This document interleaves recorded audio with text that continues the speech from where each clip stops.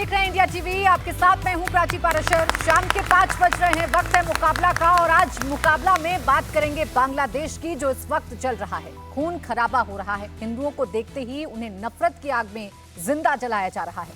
खुलकर भारत विरोधी एजेंडा चलाया जा रहा है। और ये सब हो रहा है एक जिहादी की मौत के नाम पर। हजारों की भीड़ आज इनकलाब मंच के संयोजक उस्मान हादी को सुपुर्दे खाक करने के नाम पर जमा हुई।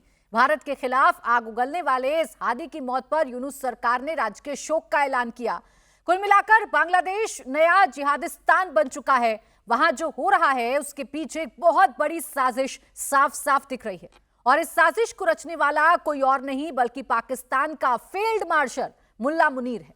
मुनीर ने ही प्लान तैयार किया, जिसके बाद बांग्लादेश में जिहादी आउट ऑफ कंट्रोल हो गए।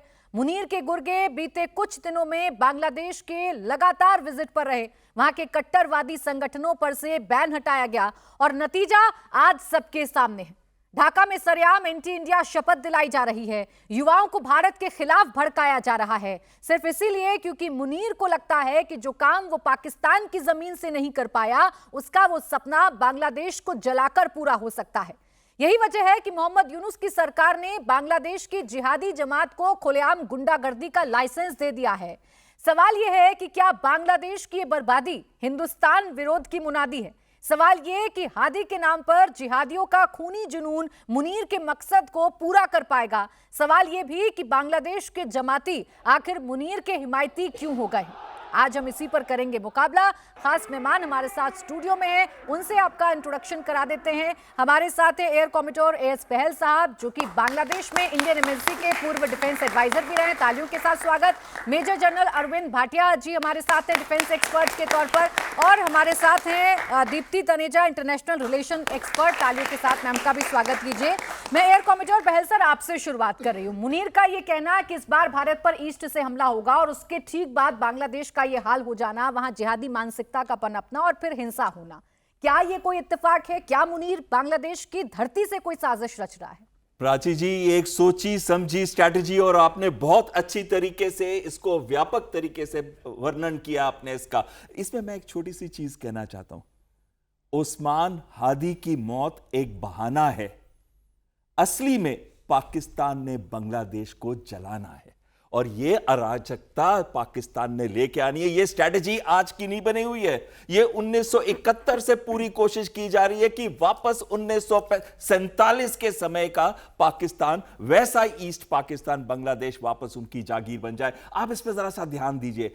हादी उस्मान कौन है? ये कौन है उस्मान हादी? ये कट्टरवादी है। इसका क्या एम था? और उसके बाद जब यूनुस गवर्नमेंट आई, जुलाई के जो रेवोल्यूशन हुआ था जिसमें शेख हसीना हमारे देश में आ गई थी, उस समय के बाद से जब यूनुस वहां पे आए तो आप देखिए 5 बिंदु पे बड़ा फोकस रहा है। सबसे पहला है कि बांग्लादेश लिबरेशन वॉर के जितने भी सिंबल हैं, जैसे कि शेख मुजीबुर रहमान जो उनका फादर ऑफ द नेशन है, उसके घर को जलाना, उन जगहों को तबाह और बर्बाद करना। दूसरा क्या है?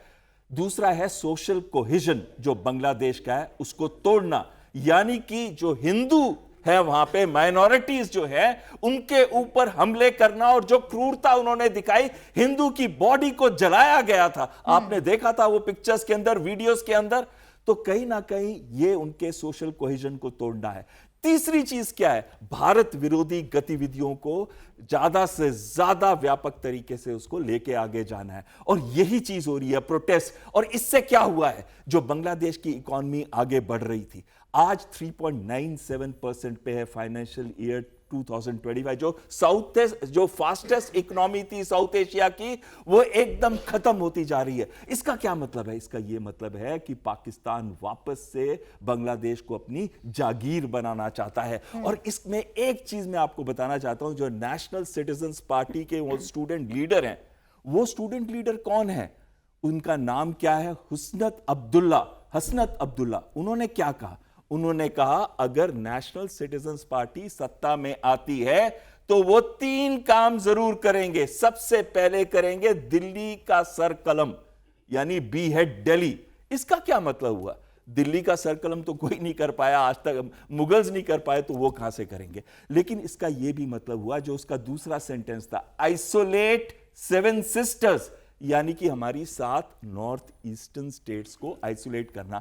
और तीसरा क्या था, जो वहां के नॉर्थ ईस्टर्न इंसर्जेंट्स हैं उनको पनाह देना बांग्लादेश के अंदर, और इसका प्रोसेस शुरू हो गया था इसके दौरान। अब देखिए, यूनुस हमेशा से स्ट्रेटेजिक अलायंस उसका चीन और पाकिस्तान की तरफ रहा है, यानी कि पाकिस्तान की सोची समझी स्ट्रेटेजी को इंप्लीमेंट यूनुस कर रहा है, लेकिन दिख ऐसे रहा है कि भारत वहां पे सारी अराजकता कर रहा है। इसमें भारत का हाथ नहीं है। इसमें जो 2-3 पार्टीज हैं, बीएनपी बांग्लादेश नेशनलिस्ट पार्टी, जो कि जनरल जिया की वाइफ खालिदा जिया की पार्टी है, या फिर जो जमात इस्लामी, जो कि टोटली क्लोज लिंक है उनका पाकिस्तान की आईएसआई, उनकी इंटेलिजेंस एजेंसी के साथ, वो फंड करते हैं। और उसके बाद अब ये स्टूडेंट लीडर्स, जो कि नेशनल सिटीजन्स पार्टी जिन्होंने बनाई है, ये सब के सब कट्टरवादी सोच को आगे जो फर्क है वो साफ तस्वीरों में दिख रहा है ना। अभी जो तस्वीर हम देख रहे हैं बांग्लादेश की, वो 1971 के बाद, 1973 के बाद शायद पहली बार है जब इस तरीके से लोग सड़कों पर आ गए हैं, भारत विरोधी एजेंडे को सपोर्ट किया जा रहा है।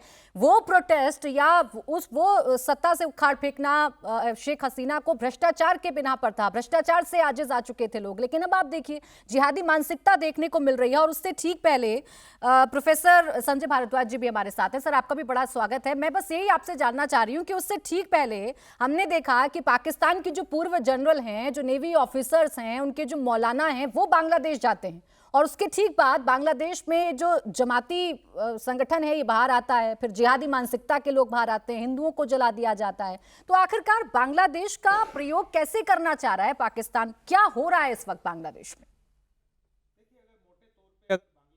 देखते हैं तो 2 विचार वहाँ पे डोमिनेट करता है। एक जो है वो बंगाली जो विचार है, जो 1971 की विचारधारा को रिप्रेजेंट करता है। बेसिकली वो बंगाली समाज और इंक्लूसिव नेशनलिज्म की बात करता है, डेमोक्रेसी की बात करता है, सेकुलरिज्म को आगे बढ़ाने का प्रयास करता है। और जो 1971 में उन्होंने पाकिस्तान के खिलाफ जो लड़ाई लड़ी, इसी विचार पे आगे बढ़ी। दूसरा जो विचार है वो है 1947 का विचार, जो इस्लामिक राष्ट्रवाद की बात करता है। और वो बेसिकली कुछ ही है, बहुत ज़्यादा मात्रा में ये लोग नहीं हैं। उसको ज़्यादातर जो रिप्रेजेंट करते हैं, 1971 में जो बात कर रहे थे चहल साहब, वो बेसिकली उनको हम कोलैबोरेटर्स कहते हैं, जो वहाँ पर हैं। वो अल बदर हैं, अल शाम हैं, रजाकार हैं, इस्लामिक छात्र शिविर है, जमात इस्लाम है। ये लोग हैं, ये इनको अगर इस्लामिक टर्मिनोलॉजी में कहें तो ये हनाबली हैं। ये बेसिकली वहाबिज़म में विश्वास करते हैं और पैन इस्लामिज़म में विश्वास करते हैं। तो इन्होंने 1971 में बांग्लादेश की आज़ादी का विरोध किया। और आज भी मैं बता रहा हूँ, एक तबका है बांग्लादेश में जो 1947 में भारत से गया था, जिसको हम कहते हैं स्टैंडर्ड पाकिस्तानी। वो लोग हैं जिसको बिहारी मुस्लिम्स बेसिकली एक टर्मिनोलॉजी है। वो लोग हैं जो 1947 के विचार के आधार पे बांग्लादेश की तरफ गए थे। आज तक उसमें से जो उनके जो बुजुर्ग हैं, उन्होंने आज तक बांग्लादेश की सिटीजनशिप नहीं ली, क्योंकि उन्होंने कहा हम पाकिस्तान में आए थे, 1971 में बांग्लादेश एक नया राष्ट्र बन गया तो हम पाकिस्तान जाएंगे, हम ना हिंदुस्तान जाएंगे ना हम बांग्लादेश में रहेंगे। तो जो एक विचार है, ये बहुत स्ट्रॉन्ग एक विचार है। और ये बेसिकली इसका बेसिक जो कोर है वो एंटी इंडियनिज्म पे है, वो बयान भी है। जो बात आप कह रहे हैं ना, उसी बात पर इर्द गिर्द एक बयान भी है। गुलाम परवार जो सेक्रेटरी जनरल है जमाते इस्लामी बांग्लादेशी के, वो भी ये कह रहे हैं Pakistan surrender to India not to Bangladesh, Bangladesh is still a province of Pakistan. यानी सीधे सीधे वो यही कह रहे हैं कि पाकिस्तान का ही हिस्सा रहेगा बांग्लादेश। अभी नहीं, उन्होंने माना ही नहीं और उसी रास्ते पे चलने का प्रयास करो। और ये मैं प्रयास, सर आपको बीच में रोक रही हूं, बांग्लादेश की एक बड़ी खबर आ रही है, जरा वो दर्शकों को बता देते हैं। हादी के जनाजे के बाद भीड़ उग्र हो गई है।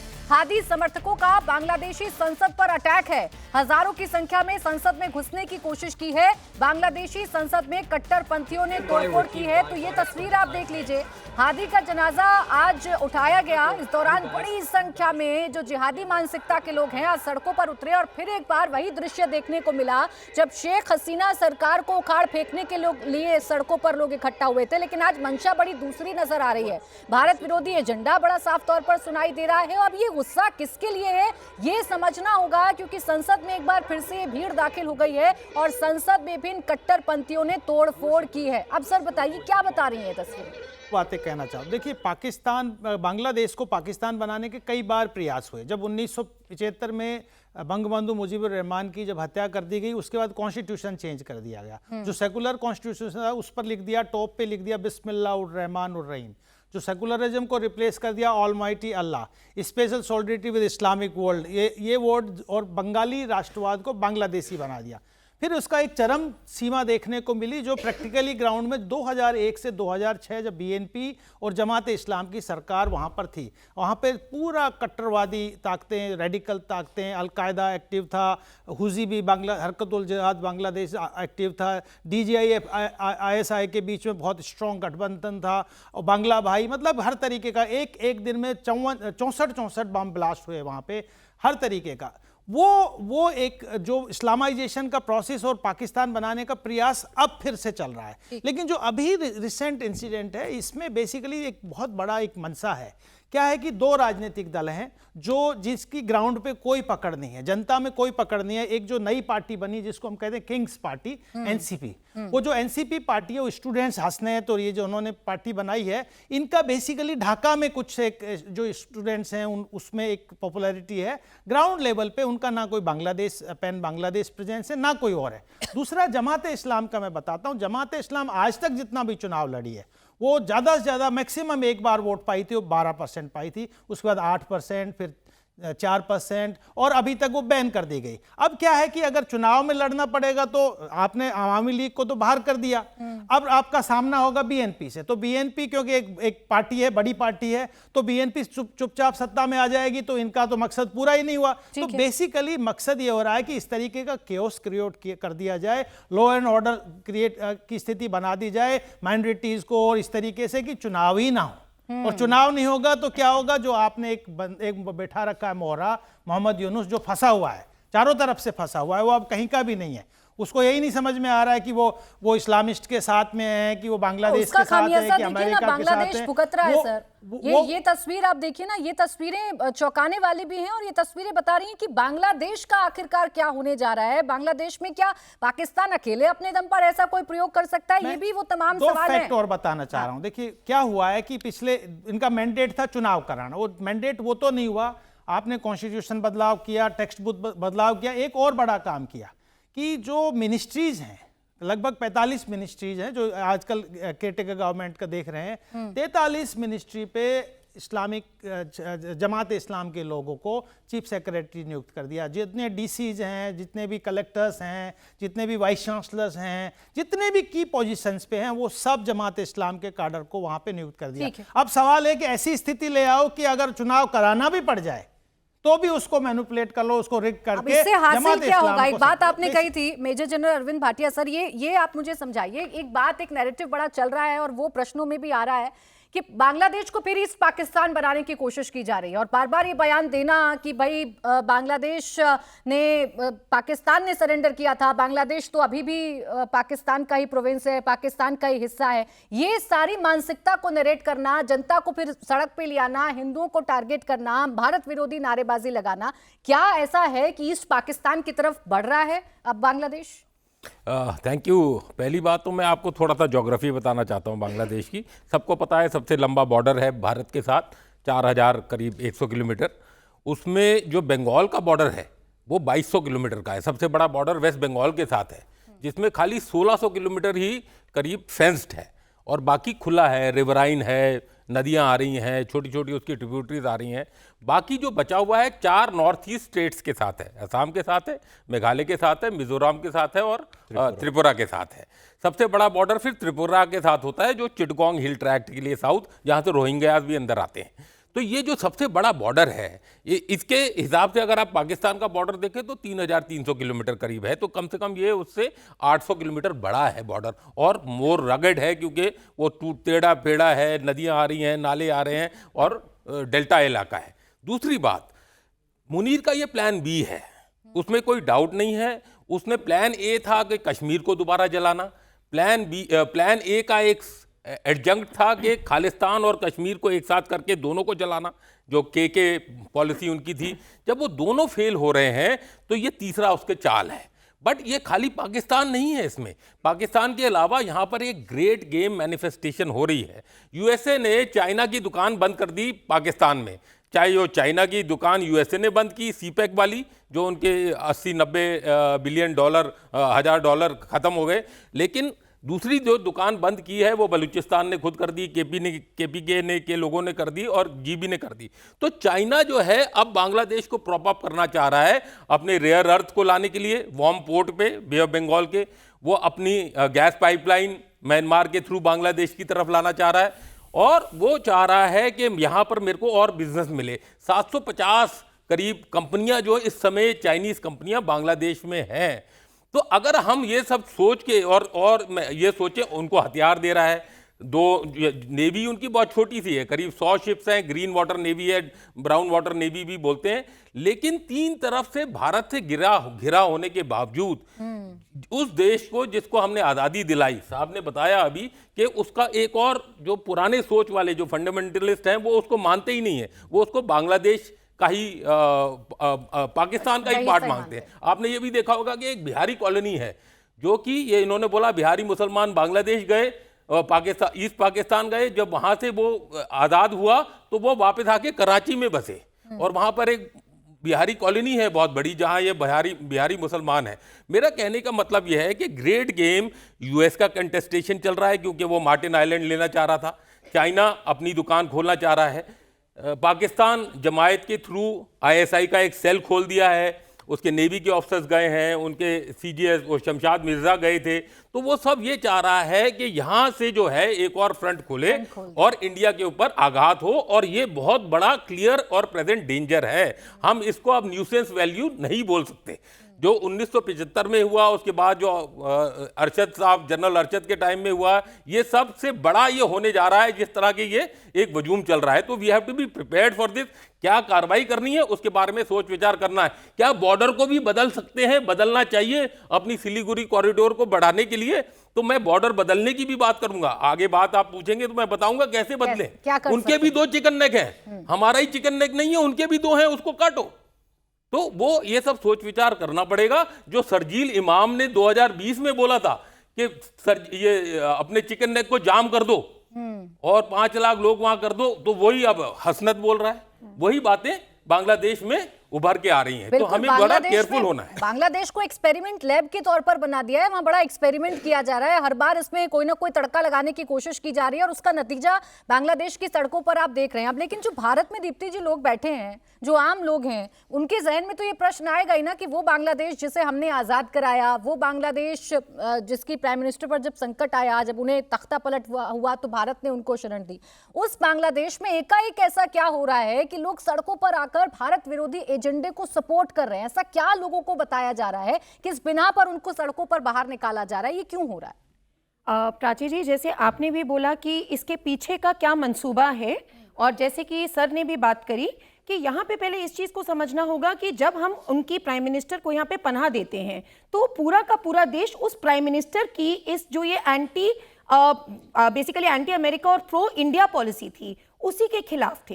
तो यहाँ जो अभी पूरा चक्रव्यूह बन के आ रहा है, ये जो पूरा एक सिस्टम जियोपॉलिटिकल सिस्टम बन के आ रहा है प्राची, ये केवल और केवल हम बात करें बार बार पाकिस्तान पाकिस्तान पाकिस्तान, सॉरी टू से मैं आपके मंच पे कहना चाहूंगी पाकिस्तान की इतनी औकात ही नहीं है, इतनी हैसियत ही नहीं है कि वो इतना बड़ा खेल रच जाए और भारत की सरजमीन पर आके हमला करने की साजिश कर जाए।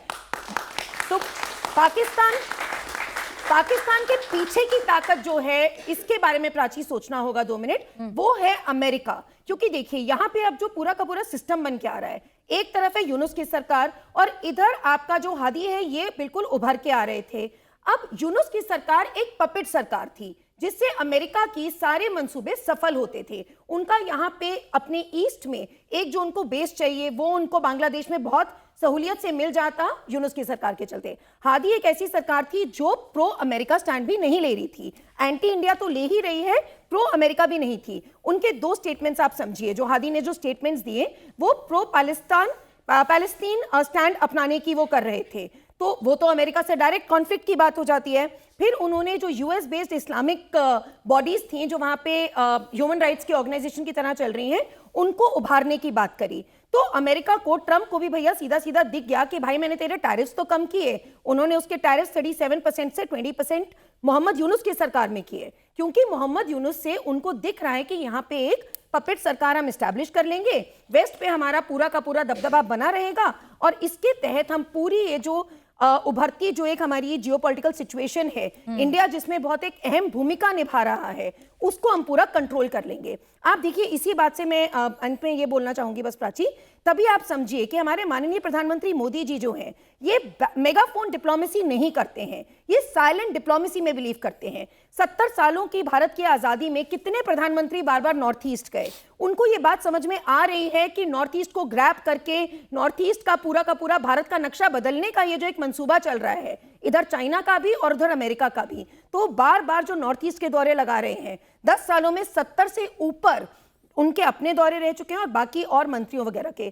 तो ये चीज पूरी जियोपॉलिटिकल एंगल से देखनी होगी, केवल पाकिस्तान के एंगल से प्राची ये बहुत ही मायोपिक विजन होगा। हम सब इस पेज पर तो कम से कम सहमत हैं कि ये साजिश तो रची जा रही है और ये भारत विरोधी एजेंडा है जिसे पंप बांग्लादेश में किया जा रहा है। पहल सर, क्या उपाय है इसका?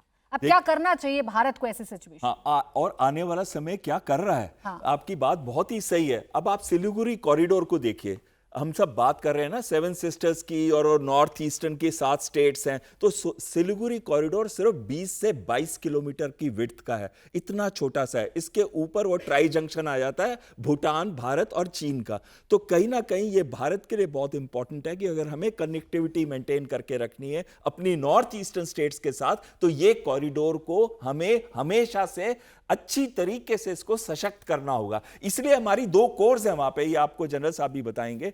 एक तो ट्राई शक्ति कोर है और दूसरी कोर है 17, जो कि जिसे ब्रह्मास्त्र कोर भी कहते हैं, रुद्र भी है, अब तो हम भैरव बटालियन भी बना रहे हैं। ये सारी चीजें एक्सप्लेनेशन आर्मी ऑफिसर एक बेटर दे पाएगा, लेकिन मैं आपको सिर्फ इतना बता देना चाहता हूं कि भारत सरकार सो नहीं रही है, वो पूरे के पूरे एक्शन ले रही है। और जो हमारी रुद्र ऑल आर्म्स ब्रिगेड, जो कि नया कॉन्सेप्ट है लड़ाई का, वो सिक्किम से शुरू हो रहा है। अब लद्दाख और सिक्किम 2 सेंसिटिव जगह पे। अब इस पे मैं आ जाता हूं कि दूसरी बात, ये जो षड्यंत्र आईएसआई का रचा जा रहा है, 2 बार आईएसआई ने विजिट की है, एक बार जनवरी में और एक बार बाद में। और जनवरी में तो कहा जाता है कि उनका डीजी, जो उनका जो सबसे सीनियर मोस्ट जनरल है, वो भी आया था वहां पे, और रंगपुर गए थे। रंगपुर कहां है? रंगपुर डिस्ट्रिक्ट बिल्कुल सिलीगुड़ी कॉरिडोर के पास आती है।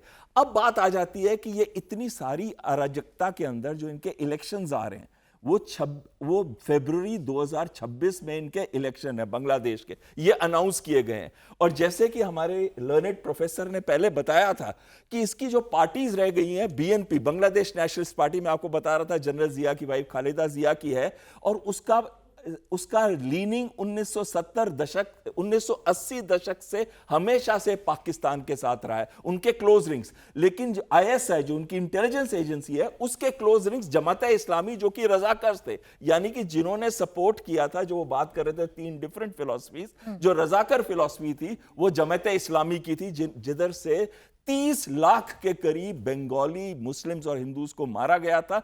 10 मिलियन बंगालीज और हिंदूज इंडिया आए थे उस समय, और साथ में कई लाख महिलाओं के साथ दुष्कर्म किए गए थे। तो वो जामियत इस्लामी इन्वॉल्व थी उसके अंदर।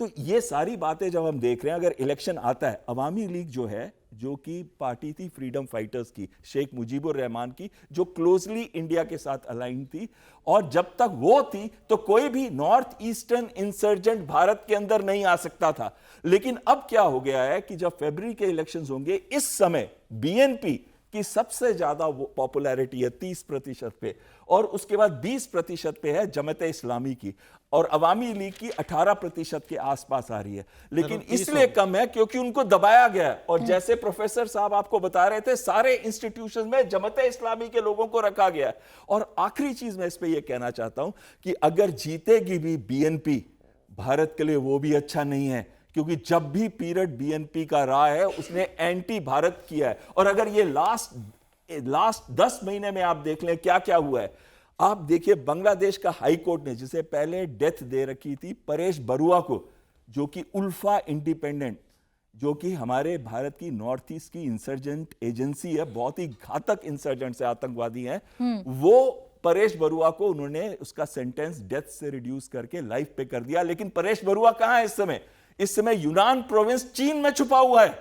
और आईएसआई का गेम क्या चल रहा है कि उसको वापस बांग्लादेश में लेके आना है, और वो पकड़ा तब गया था 2004 में, जब वो 70 ट्रक वेपन्स और एम्यूनिशन के चिटागोंग पोर्ट है वहां से लेके जा रहा था भारत की तरफ, तब वो पकड़ा गया था और इसी वजह से उसको डेथ सेंटेंस मिला था। ठीक है, तो मैं ये कह रहा हूं आने वाला समय में भारत के लिए बहुत ही चिंतापूर्ण है। क्यों चिंतापूर्ण है?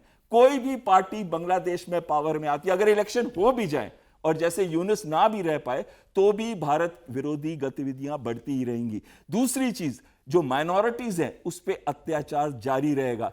कहां 28% पे 1947 के अंदर हिंदू थे, वहां पे आज हिंदू की पॉपुलेशन 7.9। सर, ये जो माइनॉरिटी पर हमला लगा, आखिरी चीज, और जो नॉर्थ ईस्टर्न इंसर्जेंट्स है वो वापस एंट्री करना शुरू कर देंगे बांग्लादेश के अंदर ट्रेनिंग और सैंक्चुरी लेने के लिए। सर, ये जो माइनॉरिटी पर हमले वाली बात आप कर रहे हैं, अभी जो ताजा घटना हुई है, एक हिंदू को कितनी बुरी तरीके से मारा गया है, उसकी लिंचिंग की गई, जला दिया गया, ये सब कुछ हुआ। ये हमले इससे पहले भी हो रहे थे, ये हमले अभी भी हो रहे हैं। जब माइनॉरिटीज वहां खतरे में आते हैं तब क्या भारत की तरफ से कोई स्टेप उठाया जा सकता है? प्रोफेसर साहब आप बताइएगा, क्या हो सकता है वहां माइनॉरिटीज? देखिए, माइनॉरिटी का विषय निश्चित रूप से एक चिंताजनक विषय है। जो 30% की 47 में बात कर रहे थे, वो 15% 71 में रह गए और आज 8% से भी नीचे कम संख्या होगी माइनॉरिटी कम्युनिटीज़ की। माइनॉरिटी में हिंदू भी हैं, बुद्धिस्ट भी हैं। जो चित्तागोंज हिल ट्रैक पे जो लोग हैं उनको कैप्टाई डैम बनाने के बाद उनको धकेल दिया, जिसको हम चकमा कहते हैं, चकमा रिफ्यूजीज, वो भी सब माइनॉरिटी कम्युनिटीज़ में आते हैं। देखिए, बंगाली जो हम सबको एक पलड़े में नहीं रख सकते, ये एक बहुत बड़ी साजिश है और ये माइनॉरिटी के खिलाफ ही नहीं है। ये जो लिबरल डेमोक्रेटिक जो बंगाली अस्मिता में विश्वास करने वाले बंगालियों के साथ भी एक छल हो रहा है, एक साजिश हो रही है। देखिए, क्या है कि इंस्टीट्यूशनल मेमोरी होती है। इंस्टीट्यूशनल मेमोरी किसकी है? पाकिस्तान आर्मी की है, जो 1971 में डिफीट हुई। इंस्टीट्यूशनल मेमोरी किसकी है? अमेरिका की, जो 1971 में डिफीट हुए। इंस्टीट्यूशनल मेमोरी किसकी है? जमात इस्लाम की है, जो 1971 में डिफीट हुई। इंस्टीट्यूशनल मेमोरी किसकी है? चाइना की, जो 1971 में डिफीट हुई। और किसने डिफीट किया? वो किया भारत ने, अवामी लीग ने। और आप ये कहिए कि लिबरल डेमोक्रेटिक जो प्रो लिबरेशन वॉर फोर्सेस हैं, तो आज जो दुश्मन हैं इनके, पाकिस्तान, अमेरिका ने भी यही गेम किया, चाइना, जमात इस्लाम, वो बेसिकली सीधा टारगेट कर रहे हैं कि माइनॉरिटीज़ को कर रहे हैं, क्योंकि माइनॉरिटीज़ एक वोकल वॉइस है जो सेकुलरिज्म की बात करता है, बंगाली राष्ट्रवाद और इंक्लूसिविटी की बात करता है। सीधा सीधा जो लिबरल डेमोक्रेटिक मुस्लिम्स है, आज कितने बड़ा 3000 तो यहीं पे बैठे हैं और कितने लोगों को जेल में डाल रखा है और लोग चुपचाप अपने घरों में दबे हुए बैठे हैं। ये लोग फिर निकलेंगे। ये लोग 1971 में भी निकले थे, ये लोग 89 में निकले थे, ये शाहबाग मूवमेंट के टाइम में निकले थे। मैं कह रहा हूँ फिर निकलेंगे, क्योंकि इनके साथ इनको पता है कि छल कर रहा है आईएसआई और पाकिस्तान आर्मी कर रहा है। वो अपना बदला लेना चाहता है। अमेरिका ने बदला ले लिया, शेख हसीना को हटा दिया। चाइना उस गेम में हमेशा रेड हैंडेड होता है। तो बेसिकली ये हम सबको, ये नहीं कि माइनॉरिटी पे ही अत्याचार हो रहे, वहाँ पे लिबरल जो मुस्लिम्स हैं, डेमोक्रेटिक है, जो बंगाली मुस्लिम्स हैं, जो एकुशा दिवस में विश्वास करते हैं, जो पहला बैसाख में विश्वास करते हैं, जिनकी संस्कृति बेसिकली बंगाली संस्कृति है, वो सब खतरे में। और मुझे लगता है कि भारत को इसमें एक स्ट्रॉन्ग वॉइस इंटरनेशनल कम्युनिटी के सामने रखना चाहिए कि जिस तरीके का अत्याचार और खुला जो एक तरीके से नाच किया जा रहा है पाकिस्तान के आईएसआई और पाकिस्तान के जो ये कट्टरपंथी ताकतें। देखिए, आज अभी देखिए, पहले क्या हुआ था 2001 से 2006 में, वो बिल्कुल एकदम सेफ हेवन था ह्यूमन ट्रैफिकिंग के लिए, आर्म्स ट्रैफिकिंग के लिए और ड्रग ट्रैफिकिंग के लिए, क्योंकि पोरस बॉर्डर है पूरा का पूरा नॉर्थ ईस्ट में। और अभी रोहिंग्या रिफ्यूजीज का भी ये इस्तेमाल करना चाहते हैं। वही हालात अब इन्होंने फिर से क्रिएट कर दिया। क्या नारे लगा रहे हैं वहाँ पे ढाका यूनिवर्सिटी में? अमार बाबर, तुम्हार बाबर, सबर होर बाबर बाबर। वह यहाँ एक बाबर था जो लुत्फर बाबर होम मिनिस्टर था बांग्लादेश का 2001 से 6 के बीच में। वो क्या था? आर्म्स स्मगलिंग में इन्वॉल्व था। एक यूरिया फर्टिलाइजर फैक्ट्री थी चित्तौड़गंज की, उसमें ह्यूज आर्म्स कंसाइनमेंट थे। कहाँ के आर्म्स थे? चाइनीज मेड आर्म्स थे, जो सारे स्मगल किए जा रहे थे। कहाँ से किए जा रहे थे? म्यांमार मिलिट के माध्यम से किए जा रहे थे।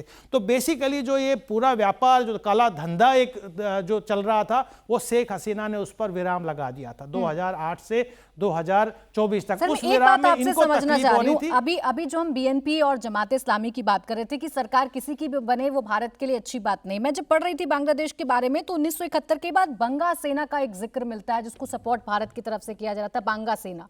क्या वो अभी भी उसका कोई वजूद बांग्लादेश में है? क्या उसको मजबूत किया जा सकता है? मुक्ति योद्धा, बेसिकली मुक्ति योद्धा वो तो है ही, वही उन्हीं की तो लड़ाई थी, उन्हीं को तो आरक्षण दिया जा रहा था। जो आरक्षण कोटा की बात थी कि जो विचार है ये मुक्ति योद्धा, जिनको ट्रेनिंग बेसिकली देहरादून में यहाँ पे ट्रेनिंग मिला, जो गुरिल्ला 9 महीने तक वो बेसिकली लड़ाई लड़ी, पाकिस्तान मिलिट्री और जो आर्म्ड ऑफिसर थे, और उनके साथ इतना अत्याचार हुआ, जो कहा 30 लाख लोग मारे गए, 3 लाख से ज़्यादा महिलाओं का के साथ रेप किया गया। जो पाकिस्तानी आर्मी जनरल आज एक्टिव है वो उस वक्त भी एक्टिव थे। वो कहते थे कि इन बंगालियों की हम ब्रीड बदल देंगे। तो सवाल ये है कि आज वो बंगाली फिर चुप बैठे हुए हैं, फिर से दबे हुए हैं। मुझे लगता है उनको सहारे की जरूरत है। जैसे 1971 में भारत की सेना खड़ी हुई थी और यूएसएसआर साथ में आया था, वैसे ही मुझे लगता है फिर से वही जो वॉइस को आपने सहारे की बात कर दी और मेजर जनरल सर पहले ही बता रहे थे कि मैं आगे बताऊंगा क्या उपाय किए जा सकते हैं। तो सर आप ही बताइए। देखिए, मुनीर ने ढाका में आग लगा दी, ये हमें दिख रहा है, क्योंकि जैसा मैम अभी कह रही थी कि उसमें औकात नहीं है कि वो डायरेक्ट आकर भारत से लड़ ले, उसे मुंह की खानी पड़ती है, उसे पता है कि उसे ही नुकसान उठाना पड़ता है। वो बांग्लादेश का प्रयोग कर रहा है, एक्सपेरिमेंट करने की कोशिश कर रहा है। अब मुनीर का क्या होने जा रहा है, क्या जवाब मिलने जा रहा है उसे? पहली बात तो पाकिस्तान की औकात नहीं है, वो हम आप सब जानते हैं, लेकिन पाकिस्तान नहीं जानता, पाकिस्तान की आर्मी नहीं जानती कि उनकी औकात नहीं है। दूसरा, जो मुनीर है उसने किसी तरह तो और हथियार लेने हैं वेस्ट से, किसी तरह उसने अपनी जो गुड्डी है वो अप करनी है या बचा के रखनी है, क्योंकि इमरान खान का खेल अभी चल ही रहा है। बलूचिस्तान ने कल इनके कॉन्वॉय में उड़ाया और वजीरिस्तान में सुसाइड बॉम्ब ने 23 लोग मारे इनके। तो वो जो इंटरनल इनकी जो प्रॉब्लम्स हैं उसको उससे हटने के लिए और इंडिया को टाई डाउन करने के लिए वो ये गेम खेल रहा है। पहली बात तो ये है। दूसरा, अब इंडिया क्या करे? पहली बात तो हमने बोला न्यूसेंस है, हमारे दोस्त थे, हमने इनको आज़ाद कराया, बट उनकी जो वॉइस है वो धीरे धीरे दबाई जा रही है और ये जो रेडिकल फंडामेंटलिस्ट वॉइस जो कि पाकिस्तान से एमिनेट होकर आ रही है, ये बढ़ती जा रही है। तो पहली बात तो जो हमने पूरा जो बॉर्डर है अभी वो 80% करीब फेंस्ड है, बाकी 20% फेंस नहीं है। और जो त्रिपुरा की 860 किलोमीटर की जो फेंसिंग है वो 40 साल से पहले की फेंसिंग है। तो इस फेंसिंग को हमने उसको बहुत ऐसा मॉडर्नाइज करना है और इतना मजबूत करना है जैसे कि हमारा लाइन ऑफ कंट्रोल पाकिस्तान के साथ है। दूसरा, हमने ड्रोन्स का, यूएवीज का, अनअटेंडेड सेंसर्स का उसका इस्तेमाल करना है ताकि ये जो है घुसपैठिए जो हैं ये ना आ सकें। तीसरी बात, 5 करोड़ से 7 करोड़ बांग्लादेशी अभी भारत में हैं। जो एसआईआर की जो कार्रवाई हो रही है उसको हमने इंश्योर करना है कि ये वापस जाएं। चौथा, जो पोरस बॉर्डर नेपाल से खुला हुआ है जिससे ये बांग्लादेशी फ्लाइट पकड़ के ढाका से काठमांडू जाके और उस रोड के रास्ते आके जो इंडिया में आ रहे हैं उसको हमने टाइटन करना है। तो ये सब चीजें तो छोटी छोटी चीजें हैं, बट फाइनली साहब ने 2 चीजें बोली थी। एक बोला कि हमारी बिजली उनको दी जाती है, हमारी रोड थी, हमारी जो आईटी जो हमारा जो केबल है वो त्रिपुरा के लिए वो बांग्लादेश के थ्रू जाता था। अब ये उसको हमने ऊपर से लाके शुरू किया है। बट कई बार तो हम बोलते थे कि ये जो चिकन नेक को छोड़ो, हम इसको इतना वाइडन कर लेंगे, एक रोड बना देंगे बांग्लादेश के थ्रू। तो अब वो रोड तो बनाएंगे, लेकिन हमको उसके साथ साथ इनका रंगपुर और एक राजशाही इसको भी सेवर करना पड़ेगा इन टाइम्स टू कम। मैं नहीं कह रहा कल जाके सेवर कर लो, बट आगे हमको इस बारे में सोच करना पड़ेगा, इस बारे में बोलना पड़ेगा, मैप देखना पड़ेगा बांग्लादेश का, और कैसे गंगा और ब्रह्मपुत्रा जब आ रही हैं उस पे अपने डिफेंसिव बेस करके उसके ईस्ट में या उसके बीच में जो इलाका है उसको अपने बॉर्डर्स को चेंज करो और अपने जो सिलीगुड़ी कॉरिडोर है उसको बड़ा करो। दूसरा, म्यांमार से वो जो चिटगोंग हिल ट्रैक है उधर भी एक फजीलपुर कॉरिडोर है, नोआखेली फजीलपुर, उससे अगर आपने उसको काट दिया, वो भी 30-40 किलोमीटर ही है, उसको काट दिया तो इनका जो मेन पोर्ट है जो चट्टोग्राम बोलते हैं, चिटगोंग का पोर्ट या कॉक्स बाजार का या एक मातरबारी जो ये नया डीप सी पोर्ट बना रहे हैं, ये सब हमारे पास आ जाएंगे। 3 तरफ से हम घिरे हुए हैं, एक इकोनॉमिक ब्लॉकेड, एक नेवल ब्लॉकेड। इसके बारे में हमको सोच विचार करना पड़ेगा और उनको ऐसा बताना पड़ेगा कि आप ये एंटी इंडिया जो रेटरिक है इसको बंद करें, नहीं तो ये कार्रवाई शुरू होगी। वो स्क्वीज नल को बंद करने की कार्रवाई शुरू करनी। मुनीर को एक बार फिर से मुंह की खानी पड़ेगी। अब कुछ सवाल ले लेते हैं, किसी का सवाल? मैं जनरल साहब से पूछना चाहता हूँ। जय हिंद सर। सर ये जो फ्रंट बन गया ना, नया फ्रंट, ये जो भारत विरोधी फ्रंट बन गया है, तो ये सही समय नहीं आ गया? ये जो फन जो उठ रहा है, जो भारत विरोधी जो फन है, सही समय नहीं आ गया उसको कुचलने का? ये जो है चिकन नेक को काटने की बात कर रहे हैं, ग्रेटर बांग्लादेश बनाने की बात कर रहे हैं, तो इससे पहले कि वो अपना फन फैलाए, क्यों ना हम उसको सही समय आ गया उसको कुचलने का? तो आपको समझना पड़ेगा कि हमारी फौज कितनी बड़ी है, 13 लाख 14 लाख आप लगा लें। उनकी फौज कितनी बड़ी है, छोटी सी है, 1.2 लाख। वो नेवी 20,000, एयरफोर्स 20,000, कितनी डिवीजन है, 10 डिवीजन है, 30 ब्रिगेड है। तो हमारे सामने जब आप अपने सामने देखते हैं तो वो मच्छर है, लेकिन उसको साथ है पाकिस्तान का, उसको साथ है यूएस का, उसको साथ है चाइना का। तो इतना आसान नहीं होता कि हम उसको फन को कुचल दें। फन कुचलना होता जैसे बत्रा साहब ने बोला था, कैप्टन बत्रा ने बोला था ना कारगिल वॉर में, दिल मांगे मोर। 2025 में फौज ने नहीं बोला दिल मांगे मोर, आवाम ने बोला दिल मांगे मोर। आपने पीओके क्यों नहीं लिया? अब धुरंधर के बाद आप बोलेंगे दिल मांगे मोर। ये बांग्लादेश को भी सॉर्ट आउट करो अगर ये इसी तरह अपना वापस नहीं आया। किसी और का सवाल? तो हमें ये इस तरफ कार्रवाई करनी है, टाइम लगता है। हाँ, बोले दीप्ति। मैं इसमें ऐड करना चाहूंगी, देखिए आवाम के पास, सर जो बात कर रहे थे, जनता के पास जो राइट है वो आपका वोटिंग राइट है। जो आप कह रहे हो फन कुचलना, सर ने इसको बहुत बखूबी समझा दिया कि फन कुचलना इतना आसान आर्मी मीडियम से नहीं है, उसके माध्यम से नहीं है, लेकिन आपके पास क्या पावर है, वोटिंग पावर। जैसे सर भी बात कर रहे थे कि जो रोहिंग्यास को बाहर करने की बात है, सीएए, और सर ये सब जो आपकी कार्रवाइयां हो रही हैं, इसको अगर आप साथ देते हो, आप एंटी इस्लाम सेंटिमेंट जो बार बार उठ के आता है, प्रो हिंदू सेंटिमेंट्स को अगर आप बढ़ावा देते हो, तो यही आपका तरीका है उनकी उसको कुचलने का। फन कुचलने की जो बात हो रही है, आपके पास जो आपको डेमोक्रेटिक राइट ऑफ वोट है कि कैसे आपको उसको सही तरीके से इस्तेमाल करना है, कि जो भारत की बाउंड्रीज हैं, जो आज जब वो लोग आपसे, जब हमारे ही कंट्री में बैठ के ऑपरेशन सिंदूर के एविडेंस मांगे जाते हैं प्राची, तो आप क्या उम्मीद कर सकते हैं? That is the right that you have, कि वोटिंग राइट से आप उसी सरकार को लेकर आए जो बाहर की विदेशी ताकतों के फन कुचलने का जज्बा रखती है और रख करती है उसको। ठीक है, सवाल पीछे से। सर जो ये जो हो रहा है इंडिया के अगेंस्ट, ये जो इसकी जड़ है आईएसआई, इसको हम क्या पूरी तरीके से काट नहीं सकते? सर बहुत ही अच्छा प्रश्न पूछा। एक्चुअली मेरे दिल वाला प्रश्न पूछा है। सूरा सो पहचानिए जो लड़े दीन के हेत, पुरजा पुरजा कट मरे कबो ना छाडो खेत। और मैं आपको बताना चाहता हूं, बहुत क्लियरली बताना चाहता हूं, अगर हमने सबने आइडेंटिफाई कर लिया है, चाहे वो अमेरिका से सपोर्टेड है, जिससे चीन से सपोर्टेड है, लेकिन जो फन है और जो सोर्स है, सेंटर ऑफ ग्रेविटी है सारे टेररिज्म की, ना केवल हिंदुस्तान में या बांग्लादेश में या बाहर कट्टरवादी सोच की, वो पाकिस्तान है। वो कौन है? पाकिस्तान है। और पाकिस्तान के अंदर उसकी आर्मी जो नचाती है उनके पॉलिटिशियंस, क्योंकि पूरा का पूरा कंट्रोल किसके पास है? पाकिस्तान आर्मी के पास है। और पाकिस्तान आर्मी के चीफ ने अब अपने आप को सोल सुप्रीम बना लिया है कॉन्स्टिट्यूशनल अमेंडमेंट से। अगर हमको फन कुचलना है तो जो पाकिस्तान के जनरल हैं उनके अंदर भय लाना पड़ेगा कि अगर भारत के अंदर कोई भी आतंकी घटना होती है या फिर भारत के खिलाफ अगर वो कोई भी गतिविधि करते हैं, तो जैसे सुलेमानी को मारा था अमेरिकन ने, जैसे नसरल्लाह को मारा था इजराइलीज ने, हम तुम्हें भी नहीं छोड़ेंगे, तुम्हारे घर में घुस के तुमको मारेंगे, चाहे वो मुनीर है चाहे वो मलिक है। हमें पाकिस्तान जनरल्स को मारना पड़ेगा, अगर उनको खौफ डालना पड़ेगा कि भारत के अगेंस्ट कभी कुछ सोचने के लिए आंख भी उठाकर देखें ना। एक इनपुट दे दूं बेटा, मैं 3 साल इस्लामाबाद में था, जो आईएसआई का जो हेडक्वार्टर है, अगर उसके हम 500 मीटर पास नहीं जा सकते थे, तो अब 1 किलोमीटर पास नहीं जा सकते। वो सुरक्षा कवच उन्होंने बढ़ा लिया है और काफी उधर भी खौफ है। और खौफ ब्रह्मोस से ही नहीं है, खौफ रुद्र है, भैरव हैं, बहुत और भी हैं। तो वो खौफ अच्छा है, ये डर अच्छा है, इसको हमने और बढ़ाना है। और मुनीर जो है वो हाइड्रा हेड है, उसको खत्म करना है। आईएसआई तो उसके कठपुतली हैं, उसके प्यादे हैं जो उसके इस प्रोग्राम को अंजाम देते हैं। मुनीर के खात्मे का वक्त आएगा। हाँ, मैं थोड़ा लीक से हट के बात करूंगा। देखिए, ये युद्ध का समय नहीं है, भारत को समझना चाहिए, थोड़ा चाइना से सीखना चाहिए कि जब तक हम पूरा माइटी नहीं हो जाते हैं, जब तक हम वर्ल्ड की लीडिंग इकोनॉमी नहीं हो जाते हैं, हम हैं निश्चित रूप से वर्ल्ड क्लास नेवल फोर्स हैं, आर्मर्ड फोर्स हैं, न्यूक्लियर पावर है, सब कुछ है। हमको सुपर पावर बनना है, ग्रेट पावर बनना है, इन छोटे प्यादों के चक्रों में नहीं घुसना है। मैं कहता हूं कि इनको सबसे बड़ा इंटरनल चैलेंज आज भारत जो कैंपेन कर रहा है, क्योंकि भारत मदर ऑफ डेमोक्रेसी है, कैंपेन कर रहा है आज बांग्लादेश में निष्पक्ष चुनाव करा लो।